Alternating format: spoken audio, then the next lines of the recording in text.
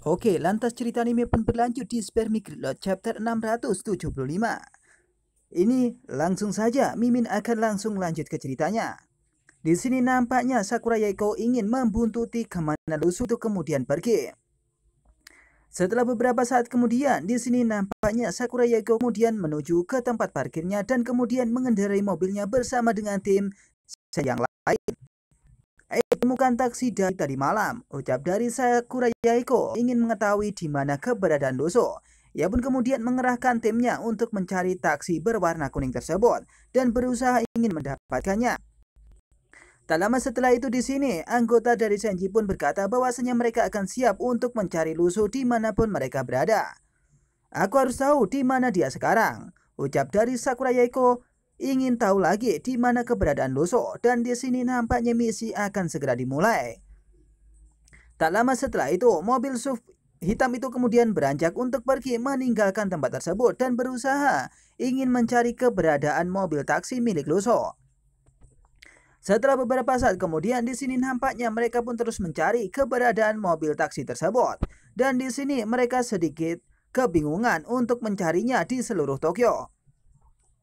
Beberapa saat kemudian di sini nampaknya Sakura Yaiko ingin memikirkan sesuatu terkait di mana Lusu pernah datang kepadanya dan memberikan sesuatu kepada dirinya. Ia kemudian mengambil sesuatu dari kantung celananya. Atau lebih tepatnya sakunya. Tak lama setelah itu Pia pun mengeluarkan dompet yang berisi uang yang telah diberikan Lusu kepada dirinya. Beberapa saat kemudian hatinya pun berbunga-bunga setelah menyadari bahwasanya Lusu telah kembali ke sini dan akan membantu dirinya. Apakah mungkin jaringan surgawi mengetahui bahwasanya Sakura Yaoke saat ini memiliki bahaya yang cukup besar? Maka dari itu ia pun mengutus Lusu yang sebelumnya pernah dia utus ke tempat ini dan bertemu dengan Sakura Yaoke. Di sini Sakura pun kemudian senang. Ia pun menatapi dompet merah tersebut dan ingin memikirkan sesuatu terkait dengan Luso. Ia pun lantas berkata, inilah yang dia bayarkan kepada saya. Ucap dari Sakura mengatakan bahwasanya Luso telah memberikan bayaran kepada Sakura karena dulu dia pernah mengajarinya seni bela diri. Atau lebih tepatnya, mengajarinya tentang kekuatan pedang.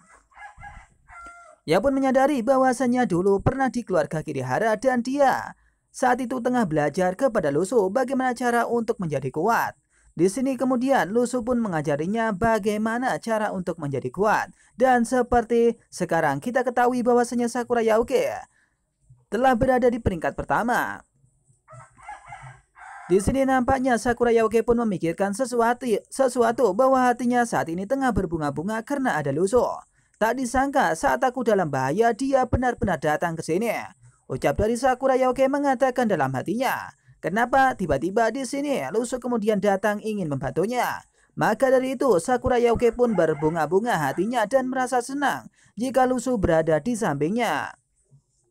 Ia mungkin merasa terbantu karena Lusu adalah pujaan hatinya. Atau karena di sini Sakura Yaoke memang benar-benar jatuh cinta kepadanya. Seperti halnya Carol sebelumnya. Setelah beberapa saat kemudian, di sini nampaknya Sakura Yaoke pun kemudian memikirkan sesuatu. Apakah dia masih ingat keberadaan dari Sakura Yaoke? Atau mungkin ini jarak yang kemudian memisahkan mereka berdua.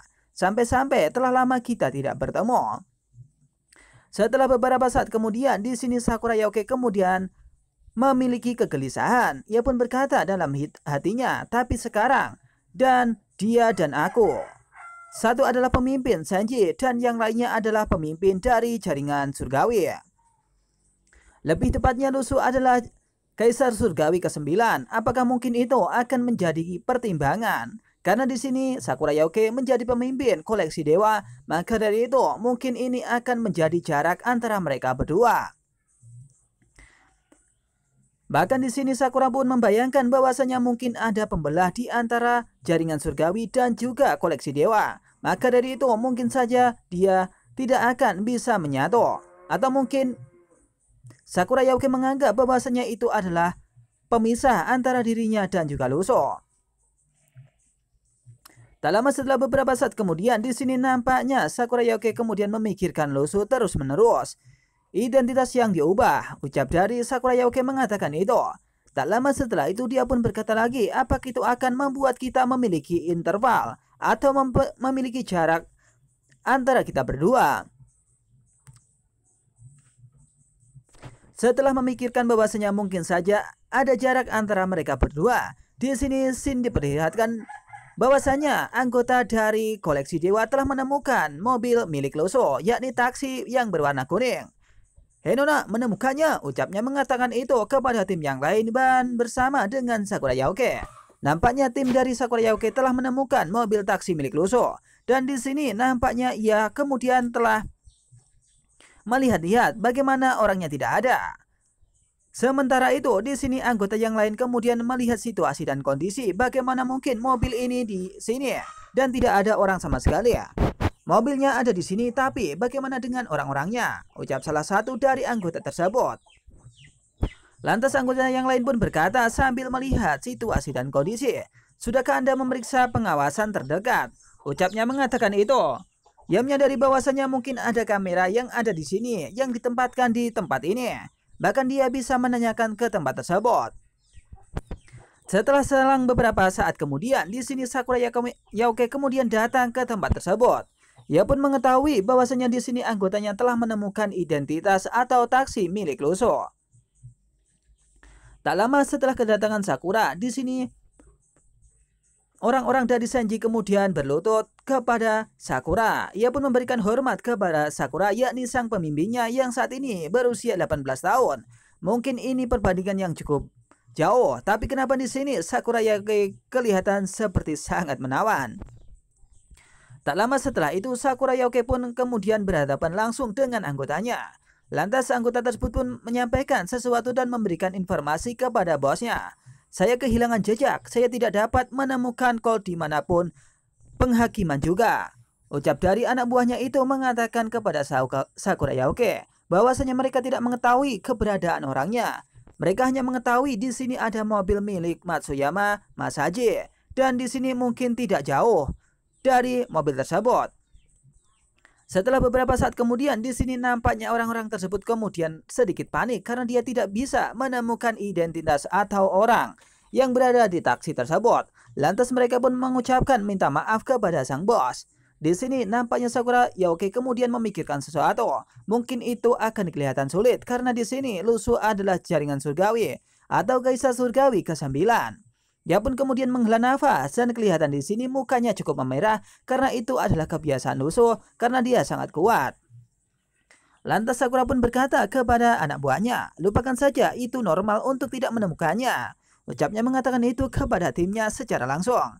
Nampaknya dia mengetahui bahwasanya Luso tidak semudah itu untuk dicari tahu atau ditangkap atau ditemui. Setelah mendengarkan perkataan dari bosnya tersebut, di sini orang-orang dari Sanji pun tercengang bagaimana bosnya mengetahui hal tersebut. Lantas seseorang pun berkata, jangan salahkan Anda karena tidak kompeten, itu karena dia terlalu kuat. Ucap dari Sakura Yauke mengatakan itu kepada anak buahnya. Ia mengatakan bahwasanya orang yang ia cari sebenarnya lebih kuat dari mereka. Maka dari itu tidak mudah untuk menangkap dirinya. Setelah mendengarkan perkataan dari Sakura Yauke, di sini nampaknya anak buahnya juga cukup bingung. Kenapa bisa di sini bosnya mengetahui bahwasanya ia seseorang yang kuat? Apakah mungkin dia bukan sopir taksi? Lantas seseorang di sana pun berkata dalam hatinya, ini Masaji Matsuyama. Ucapnya mengatakan itu. Ia pun berpikir apakah mungkin Masaji Matsuyama itu sekuat apa yang dikatakan oleh bosnya tersebut. Setelah beberapa saat kemudian, mereka pun kemudian mencari keberadaan dari Matsuyama Masaji atau Lusu tersebut. Di mana itu? Ucap seseorang di sana. Tak lama setelah itu, kita pun diperlihatkan di sebuah universitas, yakni universitas di mana Nakagawa juga bersekolah di sini, yakni Universitas Kokushikan.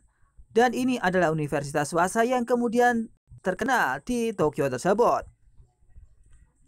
Tak lama setelah itu, Shin diperlihatkan bahwasanya di sini sudah ada Lusu yang ingin mencari tahu siapa yang terbangkitkan di tempat atau di sebuah universitas tersebut yang pernah diceritakan oleh Nakagawa bersama dengan Saito.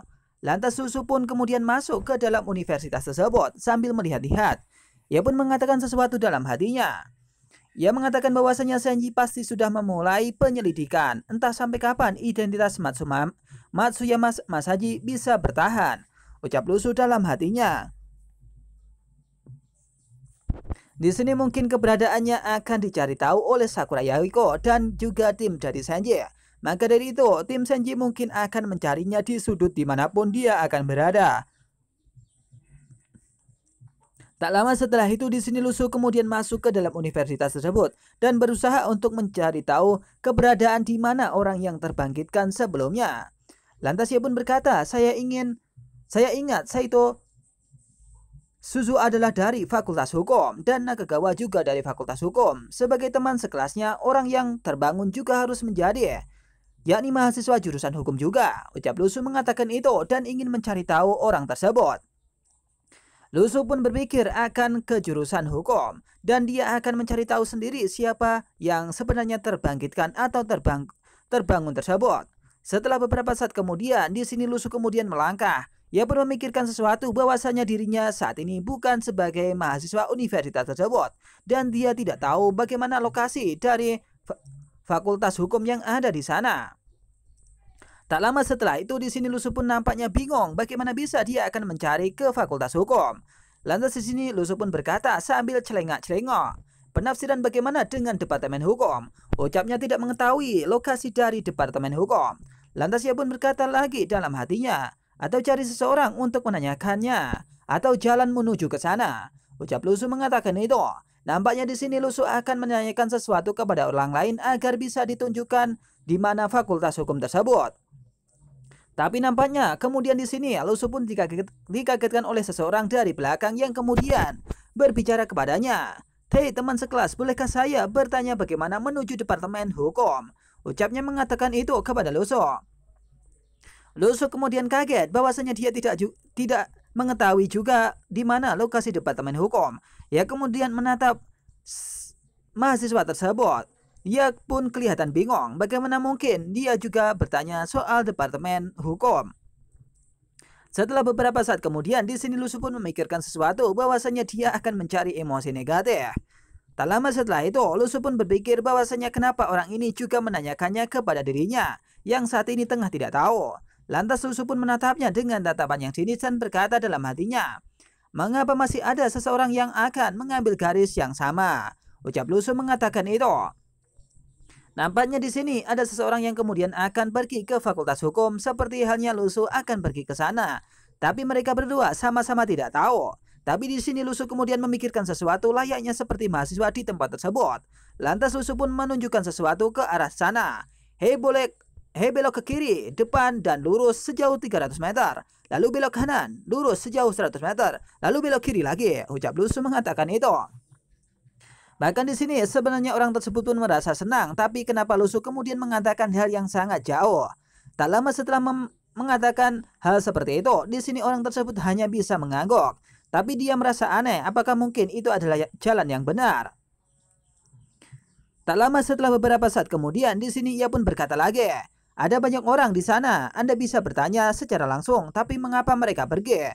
Ucap Lusu mengatakan itu kepada mahasiswa tersebut. Nampaknya mahasiswa tersebut kemudian membatu dan kebingungan bagaimana Lusu bisa mengatakan hal seperti itu. Apakah mungkin dia akan mempermainkan dirinya? Setelah mendengar perkataan Lusu, di sini dia pun marah-marah kepada Lusu dan bingung, sampai-sampai ingin menampol Lusu. Bahkan dia kemudian pergi meninggalkan Lusu secara tiba-tiba. Mungkin orang itu sangat sinting, ucap dari perempuan tersebut kemudian meninggalkan Lusu. Lantas emosi negatif pun muncul dari Seiko Noda. Plus 666. Nampaknya di sini Lusu berhasil mengerjai orang tersebut dan mendapatkan emosi negatif. Mungkin ini cukup dini untuk mengerjai orang-orang yang ada di fakultas tersebut. Tapi ini mungkin hal yang membanggakan. Tak lama setelah itu, di sini Lusu pun memikirkan sesuatu bagaimana mungkin gadis itu pergi ke departemen hukum. Itu adalah tujuan yang sama. Lusu pun kemudian menatapnya dan berkata, pembangkitan tingkat C. Ucap Lusu mengatakan itu sambil melihat situasi dan kondisi orang yang kemudian menanyainya. Tak lama setelah itu Lusu pun berkata lagi, tidak semua orang yang terbangun yang terdaftar di negara pulau harus bergabung dengan Good Collection atau koleksi dewa milik dari Senji atau yang dipimpin oleh Sakura Yahiko. Lantas ia pun berkata lagi, dia memiliki fluktuasi energi di tubuhnya, tetapi dia tidak mengenakan seragam senja. Ucapnya mengatakan itu lagi. Nampaknya orang yang bertanya kepada Lusu memiliki kekuatan peringkat C. Maka dari itu dia mampu untuk merasakan orang tersebut. Tak lama setelah itu, di sini Seiko Noda pun berkata kepada orang lain ingin mengetahui Departemen Hukum. Hei teman sekelas, bolehkah saya bertanya bagaimana keadaan Departemen Hukum? Ucapnya mengatakan itu kepada seorang siswa yang ada di sana. Lantas orang tersebut pun mengatakan, pergi lurus ke sini dan kemudian ke sana. Ucapnya mengatakan itu. Nampaknya di sini Lusu pun memperhatikan bahwasanya mungkin itu adalah arah menuju departemen yang ada di depan sana. Tujuannya sama dengan saya, ucap Lusu dalam hatinya. Di sini Lusu sudah mengetahui lokasi dari departemen hukum tersebut dan Lusu akan menuju ke tempat tersebut bersamaan dengan wanita peringkat C itu.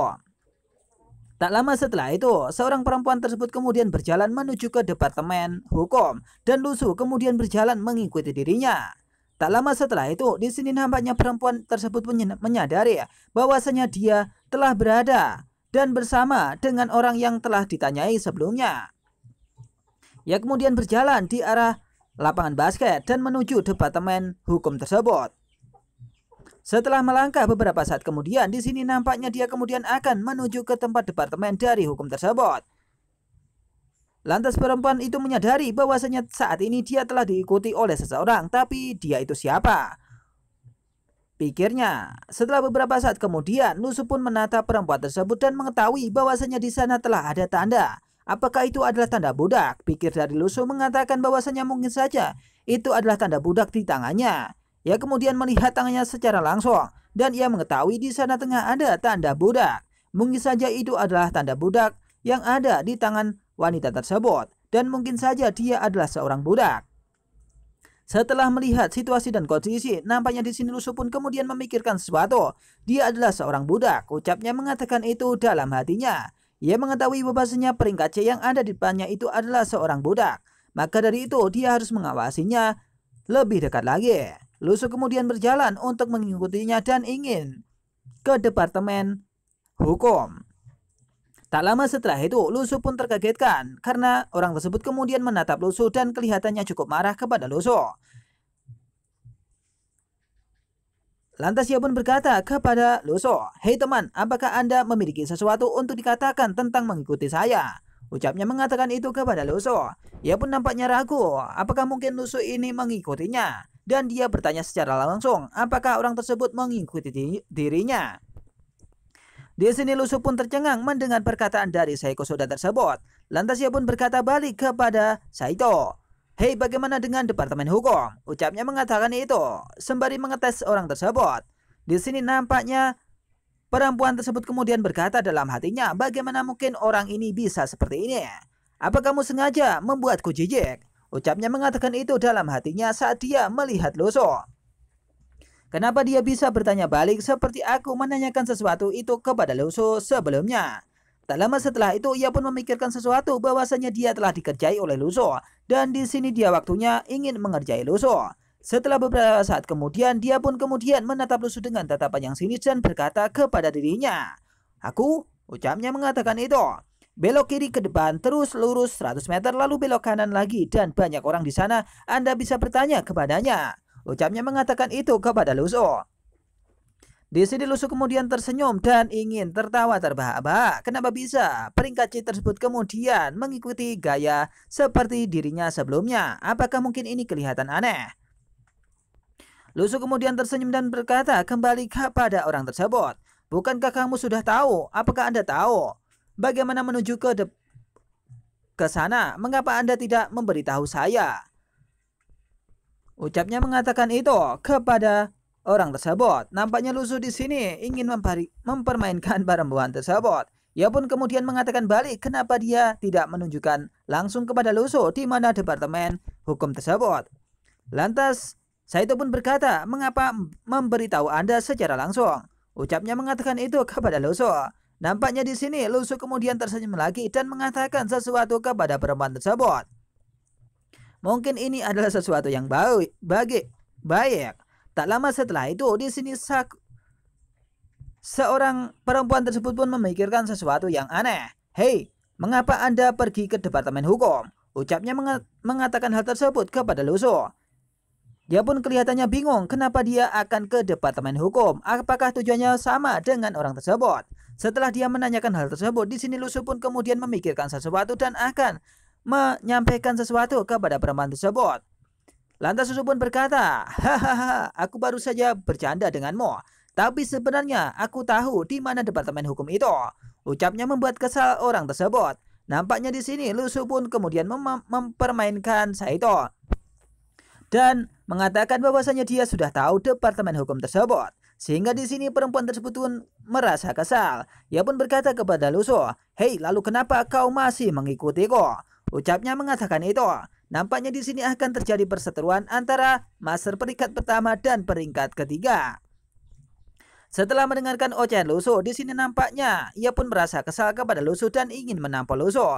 Luso kemudian tersenyum dan berkata, "Saya mengikuti Anda untuk melihat apakah cara Anda bertanya itu benar." Ucapnya lagi kepada perempuan tersebut. Nampaknya di sini ia pun membuat perempuan tersebut kemudian marah lagi. Bahkan emosinya keluar lagi. Nilai emosi negatif pun bertambah. Dari Seiko Noda 666. Akibat ulah Luso, di sini nampaknya Seiko pun ingin marah dan ingin menampol dan ingin pergi ke tempat lain. Setelah beberapa saat kemudian, di sini Luso kemudian merasakan sesuatu yang aneh di depan sana. Ia pun tercengang, kelihatannya ada seorang yang ia kenal. Luso pun nampaknya kaget, kemudian menatap perempuan yang ada di sebelah sana dan tidak mempedulikan Saito yang ada di depannya yang akan menuju ke Departemen Hukum tersebut. Ia menyadari bahwasanya itu adalah temannya. "Hei, apakah mungkin itu?" pikir Luso dalam hatinya. Ia pun kemudian menatap perempuan tersebut dan memikirkan sesuatu. Perempuan tersebut kemudian melintas dan Luso berkata dalam hatinya, "Chiba Mahiro." Ucap dari Luso mengatakan itu. Chiba Mahiro adalah seseorang yang kemudian dikatakan oleh Sakura Yaeko sebelumnya kepada Saito di dalam penginapan milik Luso. Dan saat ini dia telah mengetahui bahwasanya di sini Chiba telah berada di Departemen Hukum yang ada di universitas swasta tersebut.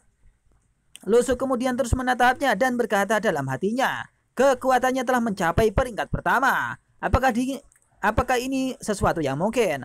Ucap Luso dalam hatinya yang mengetahui Chiba saat ini mempunyai peringkat pertama. Luso pun bahkan tercengang dan berkata dalam hatinya, "Promosinya terlalu cepat, bukan?" Ucapnya mengatakan itu.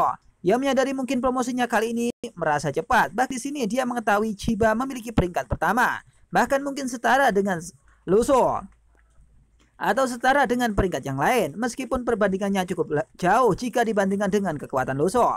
Tak lama setelah itu, Chiba kemudian berjalan melewati Luso. Luso pun kemudian melirik dan menatapnya. Ia pun berkata dalam hatinya, kebangkitan tersembunyi di sekolah.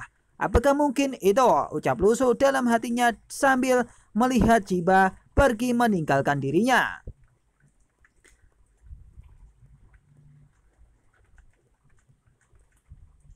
Di sini nampaknya Luso kemudian terus memandangi Chiba tersebut seolah-olah dia akan menanyakan sesuatu. Tak lama setelah itu Luso pun memikirkan apakah mungkin itu dia. "Aku takut itu dia." Ucap Luso mengatakan itu, yakni yang terbangkitkan atau terbangun itu adalah Chiba. Dan cerita pun berakhir di sini.